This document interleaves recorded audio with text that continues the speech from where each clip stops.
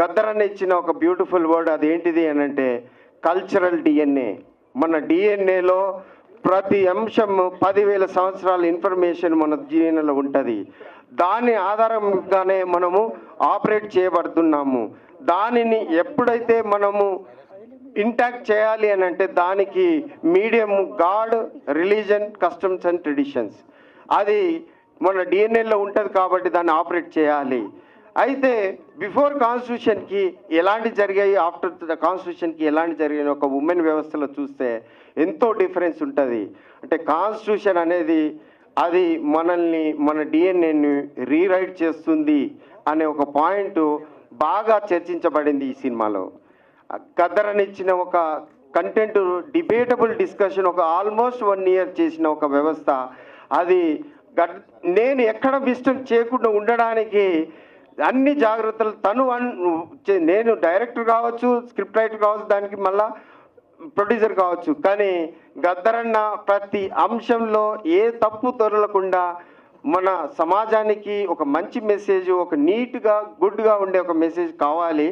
అది సినిమాలో చాలా ఇన్ఫ్లుయెన్స్ చేస్తాయి కాబట్టి మనకు ఈ సినిమాలో లూప్ హోల్స్ లేకుండా ఉండాలని ప్రతి నిమిషంలో జాగ్రత్త పడ్డారు. అయితే ఈ కథ మొత్తం తయారు చేసినాక తర్వాత ఇక ఎవరు దీనికి ఫిట్ అవుతారు, సూట్ అవుతారు అనే ఒక పాయింట్లోకి వెళ్ళినప్పుడు ఈ హీరో అని చెప్పేసి పోతూ ఉంటే అది యాక్టింగ్ లాగానే అవుతుంది. ఒక రియల్ టైం హీరో కావాలి, రియల్ టైం పొలిటీషియన్ కావాలి.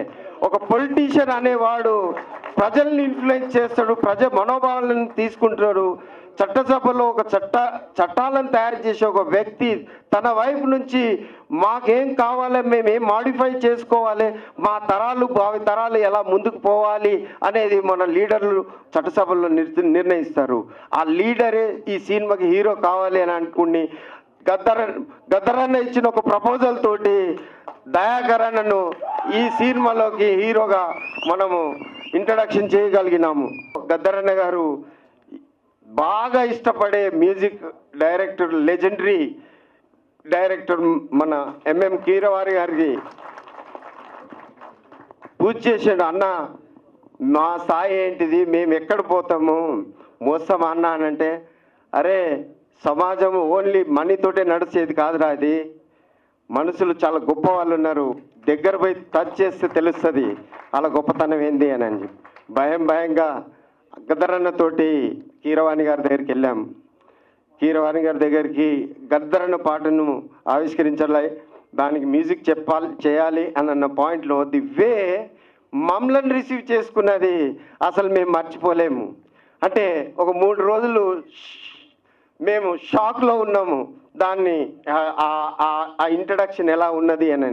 ఒక బాహుబలి లాంటి ఒక వరల్డ్ ఫేమస్ మూవీస్ మ్యూజిక్ చేసిన కీరవాణి గారు పోంగనే గద్దరన్న వస్తూ ఉంటే కిందికి వచ్చి ఆయన మీదికి తీసుకెళ్ళి ఆయన రూమ్లో కూర్చోబెట్టి, అన్న ఏంటి అంటే ఇంత సింపుల్గా ఉంటారా ఒక వ్యక్తులు, ఇంత శక్తుల్లాగా ఉండి ఒక ఇన్స్పిరేషన్ ఫిగర్. అంటే మానవత్వానికి ప్రతిరూపమే మన ఎంఎం కీరవాణి గారు నిజంగా చెప్పాలంటే. అంటే words cannot explain his character, the simplicity, the humbleness, the discipline, the punctuality. 7 గంటలకు వస్తున్నానంటే ఒక్క సెకండ్ కూడా డిఫరెన్స్ ఉండదండి కీరవాణి గారు వస్తున్నట్టే. So number of times we have experienced it. అదే కాకుండా మా జర్నీ ఆఫ్ ది మ్యూజిక్లో ఆ జర్నీలో మేము పోతున్న తీరును చూసి ఇలా పట్టుకొని మమ్మల్ని తీసుకొని వెళ్ళారు. See this one, it was happen. The ఇంటర్ల్యూడ్స్ని ఎలా మ్యానిపులేట్ చేసి ఎలా ఇండ్యూస్ చేసి దానికి పాటలోని యొక్క పవర్ను బయటికి తీసుకురావడానికి, దాని యొక్క అర్థాన్ని మ్యాగ్నిఫై చేయడానికి సార్కి తెలిసినంత విషయం ఇంకెవరికి తెలియదేమో అని అనుకుంటున్నాను, నా personal think. So the greatest ever personality నేను చూసింది నా జీవితంలో గద్దరన్న తర్వాత గొప్ప వ్యక్తిలాగా నేను చూసింది ఎంఎం కీరవాణి గారు. Sir thank you so very much sir. Humbly మీరు మా సినిమాకి మ్యూజిక్ డైరెక్టర్గా ఒప్పుకోవడానికి, దానికి తగ్గ ఈ పాటను ఎప్పుడు మేము బతుకున్నంత కాలం మేము జ్ఞాపకం చేసుకుంటూ దీన్ని మేం చేశామే ఈ సాంగ్ అనేలాగా పాటను మీరు మ్యూజిక్ అందించారు sir. Thank you so very much. ఈరోజు మీ ముందు నేను సినిమా హీరోగా ఉండడానికి అవకాశం కల్పించిన ముఖ్యంగా బొమ్మకు మురళి గారికి ప్రత్యేక కృతజ్ఞతలు.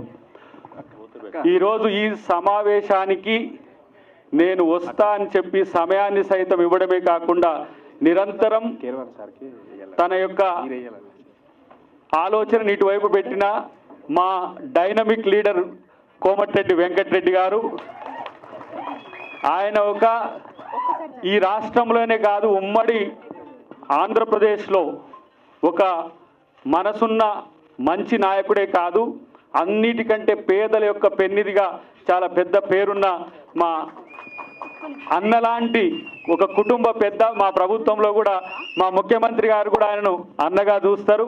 కాబట్టి అలాంటి ఆయన మనసు ఈరోజు సినిమాటోగ్రఫీ శాఖ మంత్రిగా ఉండడమే కాకుండా ఈ రెండు రాష్ట్రాల్లో సినిమాలను, తెలుగు సినిమాను ప్రపంచానికి ఏ విధంగా తీసుకుపోవాలనే ఒక ఆలోచన కూడా ఉన్నది. ఒకవైపు రోడ్డు భవనాల శాఖ రివ్యూ 6-7 గంటలు జరుగుతున్నప్పటికి కూడా నేను దీనికి వస్తా అని చెప్పి కీరవాణి గారికి రాష్ట్ర గీతం వారు సంగీతం చేసినందుకు నేను డెఫినెట్గా వారికి సన్మానం చేయడానికి నేను కంపల్సరీ వస్తుందా అని చెప్పిన కోమటిరెడ్డి వెంకటరెడ్డి గారికి చాలా వారు ఈరోజు హాస్పిటల్కి పోవాల్సిన అవసరం ఉండే అదంతా పక్కన పెట్టేసి నేను వారి కోసం వస్తా అని చెప్పి ఇక్కడికి రావడం, ఈ సినిమాలో ఉన్న పాటల్ని చూసి చాలా సంతోషపడుతున్నాడు పక్కన ఉండి.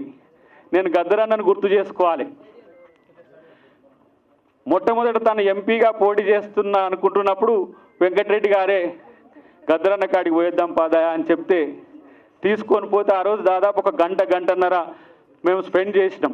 వాళ్ళిద్దరి మధ్యన ఒక ఆత్మీయత నేను చూసిన. నేను సరే మీ అందరి ముఖంగా కూడా వారు ఇక్కడనే ఉన్నారు కాబట్టి ఆ రోజు నేను ఒక తప్పుడు మాట మాట్లాడిన రోజు ఏమన్నాడు గద్దరన్న అంటే, వెంటనే కోమటిరెడ్డి గారి ఇంటికి పోదాంపా అని చెప్పి నన్ను తీసుకుపోయి నీ పెద్దన్న లాంటోడు వెంటనే పోయి పోదామని చెప్పిండు గద్దరన్న. ఎంత ప్రేమ తన మీద అంటే రేవంత్ అన్న గారి మనవడి మేమిద్దరం బోలగాళ్ళం.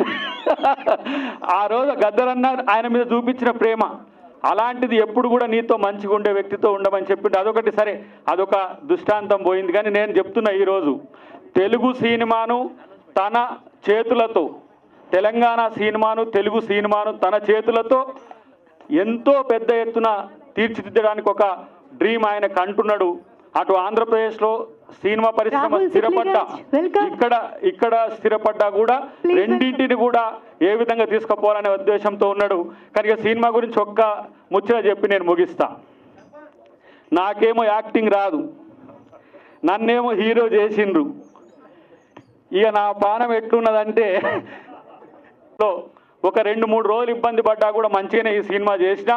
డెఫినెట్గా మీరు దీన్ని చూసి ఒక స్టార్ హీరో చేసినట్టుగానే భావిస్తారని నేను అనుకుంటున్నా, చూస్తారు మీరు.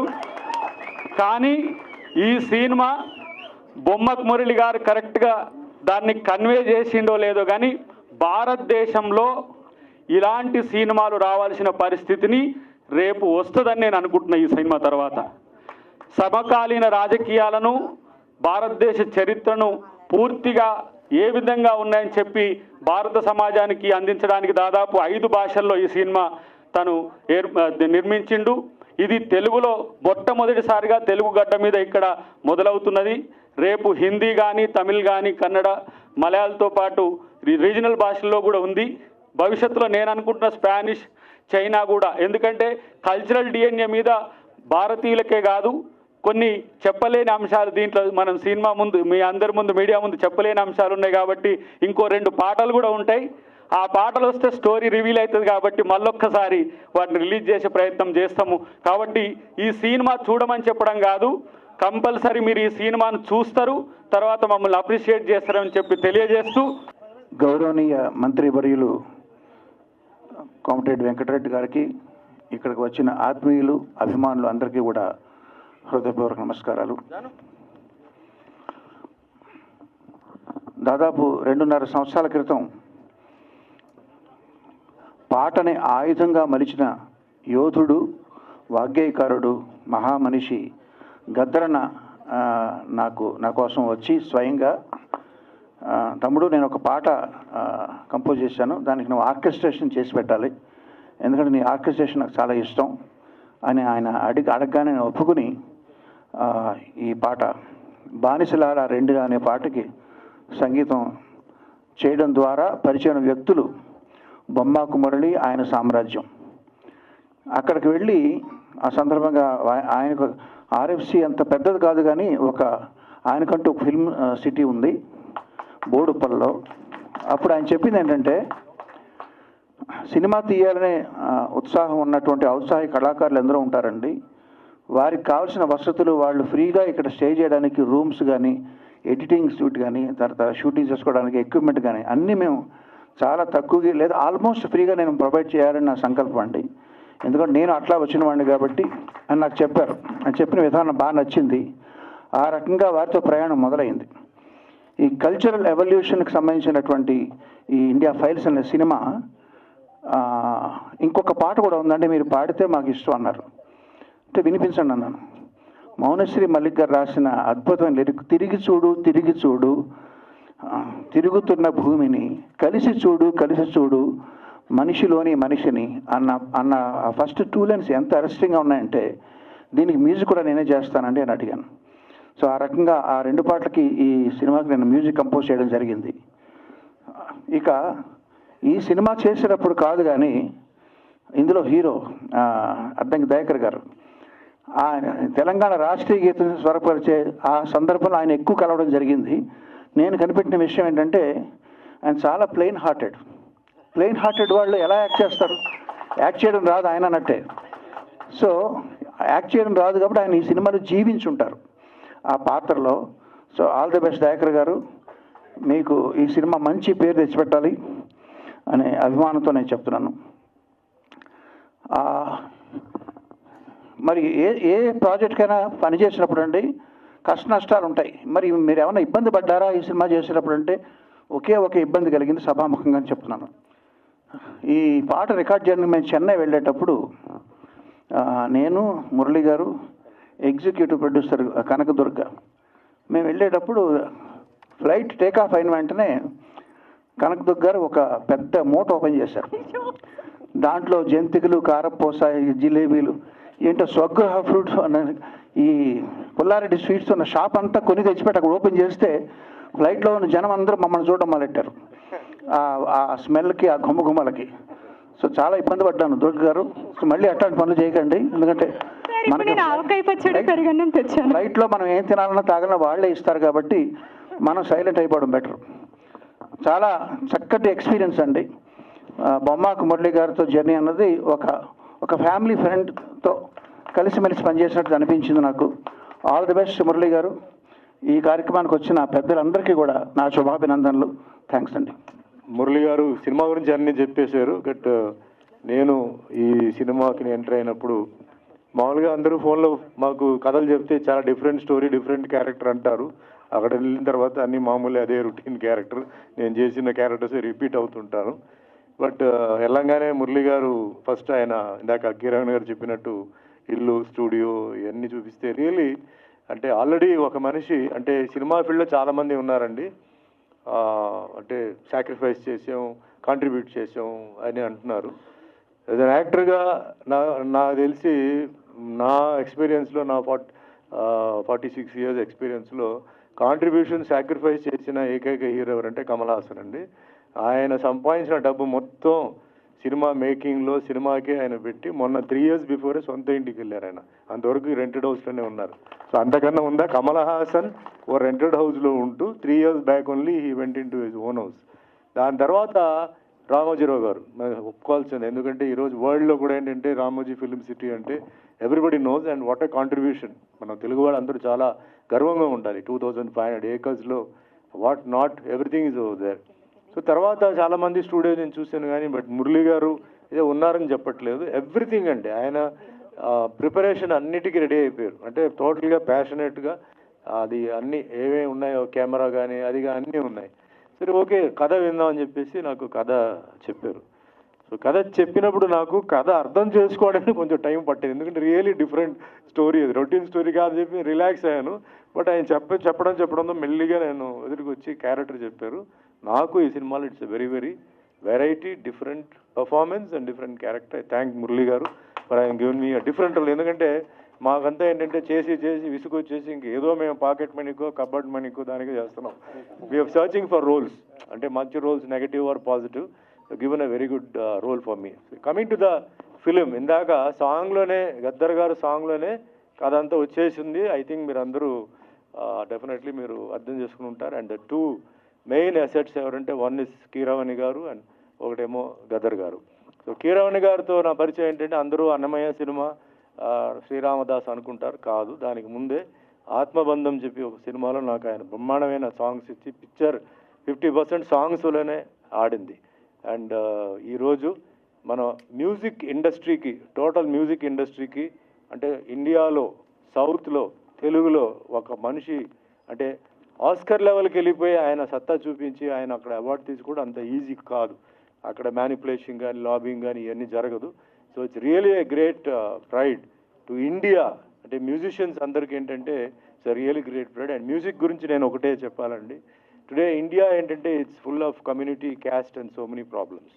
Music is the only one subject which can connect everybody. We are all fans to Pakistani music, China music and all that. So it's a great music director was connected India all over the world అండి.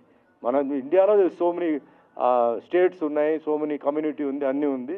So అలాంటి ఒక గొప్ప మనిషి ఈ పిక్చర్కి music director రావడం మురళి గారికి చాలా పెద్ద అదృష్టం అది.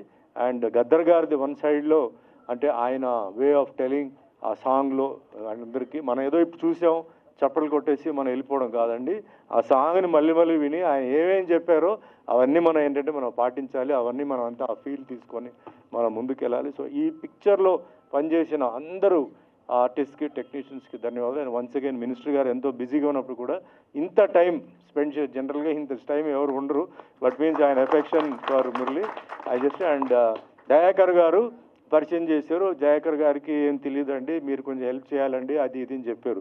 కానీ దయాకర్ గారు ఫస్ట్ షాట్ నాతో చేసినప్పుడే దుమ్ము లేపేశారు, ఆ డైలాగ్ ఇలాగని లేపారు. ఆయన ఆల్రెడీ 10 సినిమాలు చేసినట్టు ఉన్నారు, కానీ ఇప్పుడు కూడా నాకు డౌట్ ఆయన ఏదైనా వేరేదైనా చేశారో నాకు డౌట్. సో బ్రహ్మాండంగా ఆయన రోల్ ఆయన పర్ఫెక్ట్గా చేశారు, బ్రహ్మాండంగా చేశారు.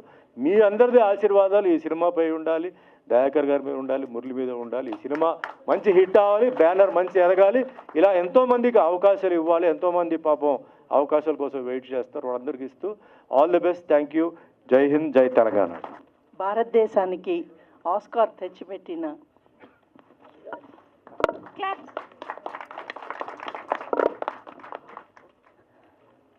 కీరవాణి గారు, నేను డైరెక్ట్ చేసిన ఫిలింకి first music director, world best music director.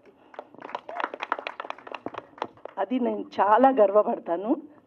And Gaddar అన్న, ఆయనతో పనిచేయడం నిజంగా నా అదృష్టం అండి.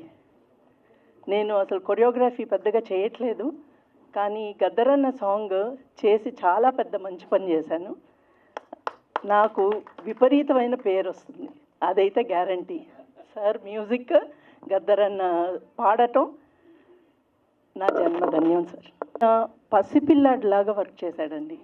నాకు ఆయన ఒక గొప్ప వ్యక్తి అన్న సంగతి కూడా పక్కన పెట్టేసి, చిన్న పిల్లాడి మనస్తత్వంతో నేను ఏది చెప్తే అది చేసేవారు. ఆయనకి ఏమన్నా కావాలి అని అంటే మటుకు దగ్గరికి వచ్చి, అమ్మ నేను ఇలా చేస్తాను అలా చేస్తానని ఆయనకి ఆ స్వేచ్ఛనిచ్చి చేసిన సాంగ్ ఇది. ఆయన ఏజ్ని దృష్టిలో పెట్టుకుని గబగబా తీసాము ఆ సాంగ్ని. బ్రేక్ ఆన్ టైం ఇస్తూ ప్యాకప్ కూడా అలాగే క్విక్గా చేసాము. ఆయన కూడా ఉండుంటే చాలా సంతోషంగా ఉండేది, ఆయన లేకపోవటం మన దురదృష్టం.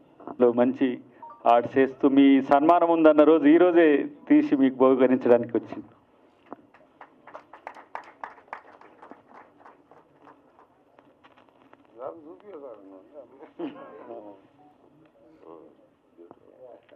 Beautiful beautiful.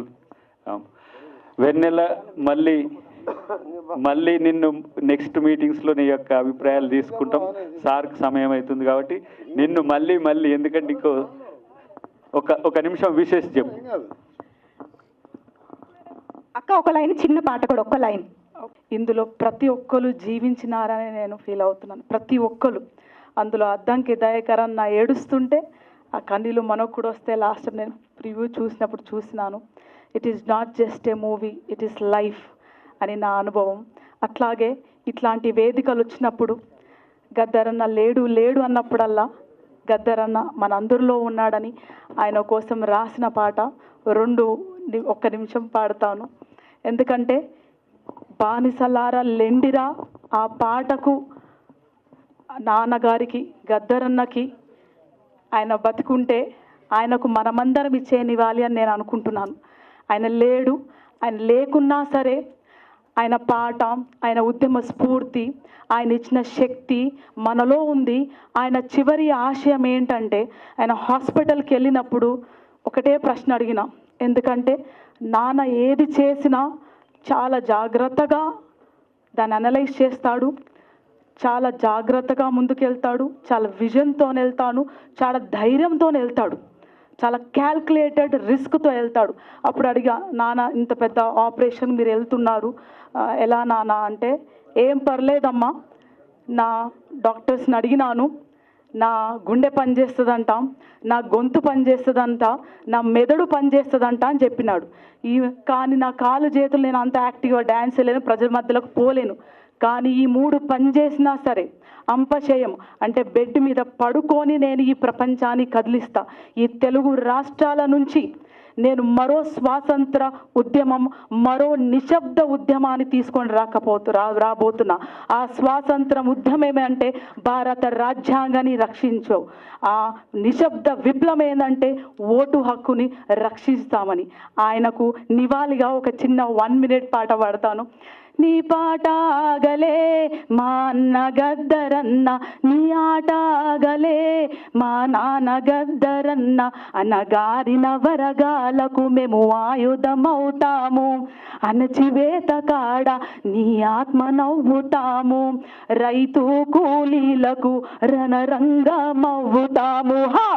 నీ పోరు బాటలో మాయన్న గద్దరన్న, మేము పొలిమేరు జుడతమే మా నాయన గద్దరన్న, అక్కాల చెల్లలాకు మేము అండగుంటాము, తమ్ముడి అన్నలాకు మేము తోడుగుంటాము, విద్యార్థిదారుల్లో మేము వెలుగులవుతాము, విద్యార్థిదారుల్లో మేము వెలుగులవుతాము, కళకారుల గుండెల్లో మేము కలములవుతాము. నీ పోరు బాటలో మాయన్న గద్దరన్న, గద్దరు గలాలవుతమే మా నాయన గద్దరన్న, జర్నలిస్టులన్నలాకు మేము జనం మాటలవుతాం, రాజకీయవేత్తలకు రాజ్యాంగ గుర్తులవుతాం, పేదొల్ల గుండెలోన నీ ప్రేమ నింపుతాము. నీ పోరు బాటలో మాయన్న గద్దరన్న, గద్దరు గన్నులవుతమే మా నాయన గద్దరన్న, గుడి పంతులకు మేము నీ జ్ఞాన గంటలవుతాం, గుడి పంతులకు మేము నీ జ్ఞాన గంటలవుతాం, బడి పంతులకు మేము నీ బౌద్ధ మార్గమవుతాం, బడి పంతులకు మేము నీ బౌద్ధ మార్గమవుతాం. నీ జ్ఞాన జ్యోతిలో మా అన్న గద్దరన్న, వెనల వెలుగులవుతమే మా నాయన గద్దరన్న, నీ జ్ఞాన జ్యోతిలో మా అన్న గద్దరన్న, వెనల వెలుగులవుతమే మా నాయన గద్దరన్న, నీ పాట ఆగలే మా అన్న గద్దరన్న, మేము పయనమైనమే మా నాయన గద్దరన్న. మనమందరం పయనమయ్యామని మా గద్దరన్నకు ఈ వేదిక మీద చెప్తున్నాను. ఎందుకంటే మీరంతా స్ఫూర్తి, అందరూ ఒక శక్తి. ఇందాక అన్నట్టు పాట ఒక శక్తి. పాటకు కులం లేదు, మతం లేదు, భేదం లేదు, చిన్న లేదు, పెద్ద లేదు, ఆడ లేదు, మొగ లేదు. పాట అందరినీ కలిపి ఒక శక్తిగా మారుస్తుంది. ఆ శక్తి సమాజానికి మంచి చేయాలి, ఆ శక్తి సమాజాన్ని ఏర్పరచాలని నేను కోరుకుంటున్నాను. థ్యాంక్ యూ అన్న ఈ అవకాశం ఇచ్చిన. ఫస్ట్ ఆఫ్ ఆల్ ఇక్కడ ఉన్న పెద్దలందరికీ కూడా నమస్కారం. ప్రతిసారి మా గురుగారు కిరవాణి గారు ఈక్వల్గా నేను ఆయనతో పాటు స్టేజ్ మీద మాట్లాడడం ఎప్పుడు పర్ఫామ్ చేసినప్పుడు ఎప్పుడైనా కానీ కూడా చాలా అదృష్టంగా భావిస్తున్నాను. Thank you so much Keeravani sir. And Dayakar అన్న, వెరీ ఆల్ ద బెస్ట్ అన్న. ఇండియా ఫైల్స్ అనే మూవీ చాలా పెద్ద హిట్ అవుతుందని కోరుకుంటున్నాను. And thank you so much, all the best అన్న. పెద్దల ముందు నేను ఏం మాట్లాడలేను. ఈ కార్యక్రమంలో పాల్గొంటున్న మీ అందరు కూడా 2 చేతులెత్తి నమస్కరిస్తూ, నేను 7 మాసాలైంది సినిమాటోగ్రఫీ మినిస్టర్ అయ్యి, చాలా మంది ప్రొడ్యూసర్స్, డైరెక్టర్స్, సినిమా హీరోలు క్లాప్స్ కావాలని క్లాప్స్ కొట్టాలి, మీరు ఇంక ఇనాగ్రేషన్ రావాలంటే నేను ఎప్పుడు పోలే. ఎందుకంటే సమయం లేక నా roads and national highways buildings కానీ R&B కానీ పెద్ద శాఖతో పాటు మధ్యలో ఎన్నికలు రావడం, పెద్దగా నాకు ఈ సినిమాల మీద పోవాలని ఇంట్రెస్ట్ కూడా లేకపోవడం. కానీ మా దయాకర్ వచ్చి 10th రోజు ఈవినింగ్ 7 గంటలకు నువ్వు ప్రసాద్ స్టూడియోకి రావాలి అని చెప్పి మంచి ఓకే అని చెప్పిన. ఏ సినిమా ఏంది అని ఏం అడగలే. కానీ అందులో ఒకటి చెప్పిండు, కీరవాణి గారికి కూడా వస్తున్నారు సార్, మీరు కీరవాణి గారు వస్తున్నారు. మనం తెలంగాణ గీతమే కాదు, మన దేశానికే ఆస్కార్ అవార్డు తొలిసారి చెప్పించినంటే నాకు ఆయన అంటే చాలా ఇష్టం అని చెప్పి నేను ఆయన పేరు చెప్పిండు. దయాకర్ గారు అడగంగానే ఒప్పుకొని రావడం.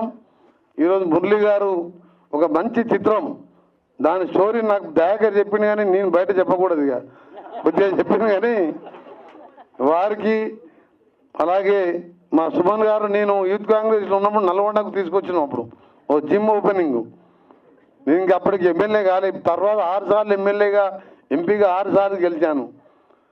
తర్వాత మా గురువు గారి బిడ్డ మా చెల్లె వెన్నెలకు, అలాగే మన బెల్లయ్య నాయక్ గారు, మూల వెంకరెడ్డి గారికి, ఇంకా మన సుమిత్ర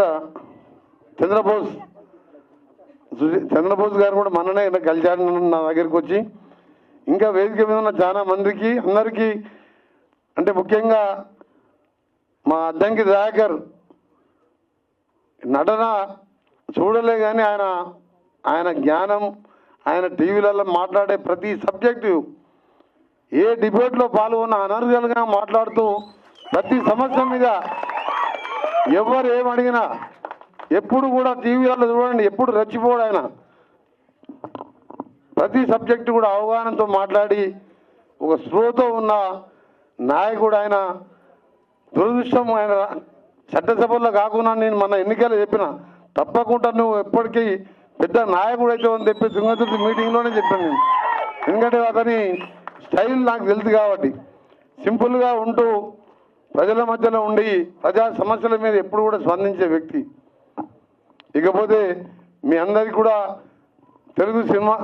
తెలంగాణ సినిమా ఇండస్ట్రీ శాఖ మంత్రిగా మురళి గారికి తప్పకుండా నేను ఆశీర్వాదం ఇస్తున్నాను. గవర్నమెంట్ సపోర్ట్ ఉంటుంది, నా సపోర్ట్తో పాటు మా ముఖ్యమంత్రి గారి సపోర్టు. ఇలాంటి సినిమాలు రావాలి, ప్రజలలో మార్పు రావాలి.